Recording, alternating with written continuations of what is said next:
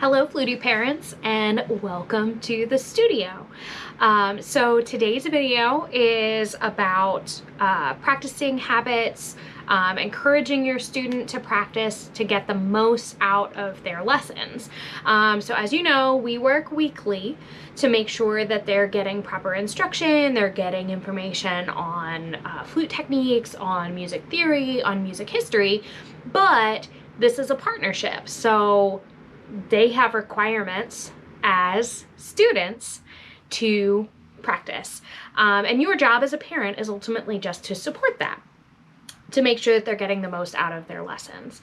So first and foremost, I've got a couple of books that I want to recommend that you read. You don't have to read all of these, but these are a fantastic way to start. Keep in mind that you don't have to buy these books if you don't want to. I actually have them as part of the free lending library. So just ask me at the next lesson, if you'd like to borrow. So we have the Music Parents Survival Guide, a parent-to-parent conversation. We have Kids Aren't Lazy, Developing Motivation and Talent Through Music. This one is fantastic, and it's really short, as you can see.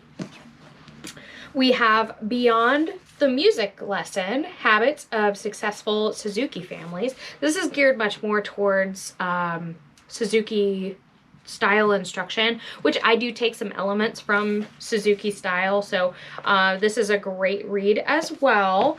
And then the Music Practice Makeover. This one's a little bit longer, a little bit more in depth, but this is the idea with this book is just to make practicing painless. And not fight your student. And then Positive Practice. So this is more of a journal. I do have this for borrow, but I would ask that you don't write in it. Make copies as you need. So all great books to check out. Definitely going to be your first step.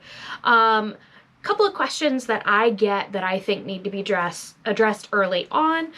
Should you be forcing your student to sit down and practice? The answer is kind of yes and no. With music instruction, the idea is that we are promoting responsibility through practice, right? So student eventually comes to understand that the more that they practice, the better they're going to get, right? And they can tell that through their lessons. I can tell how much they've been practicing. But if you try to force and mandate your child to do something, what are they going to do? They're going to buck against you, right? We all know this from everything. So the idea is to, rather than, at 6 o'clock every night, we are going to sit down and practice our flute. Rather than doing that, I would suggest coming up with a plan with your student on a time that sounds good to them. So if you know and they know that there's a little bit of free time where they're really not doing much, between homework time and dinner, then say, hey, can we make this our practice time? Can we make this little half hour, our sit down and play our instrument time? That's great.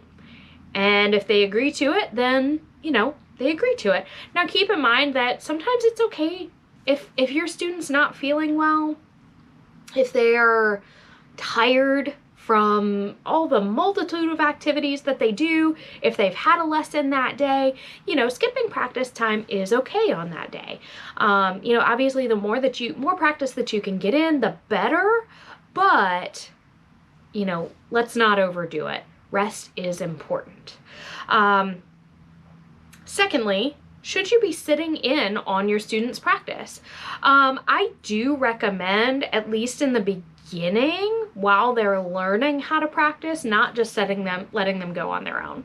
And especially if you have younger students, I think that, like 12 years and up, that's usually about the time where they can kind of, if they're just starting with lessons, they're understanding the responsibilities that comes with that. So, you can sit in on the first couple of lessons, but, when you have younger students, like 5 or 6 years old, you probably need to monitor, to make sure that they're staying on task, to make sure that they're actually practicing.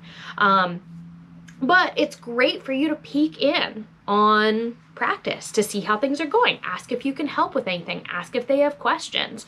Because if they do have questions, that would be a great time to remind them, hey, write that down in your journal for your teacher. So that's one of my favorite things I do want to point out is journaling practice. Now, I highly recommend this to all of my students. I work hard to make sure that every week my students come home with lesson notes that we've written down together, and practice goals. And then I like to recommend that they journal their practice sessions. One, because it'll keep them kind of on task. And two, because I like to journal in such a way that says, what are 3 things that I did well?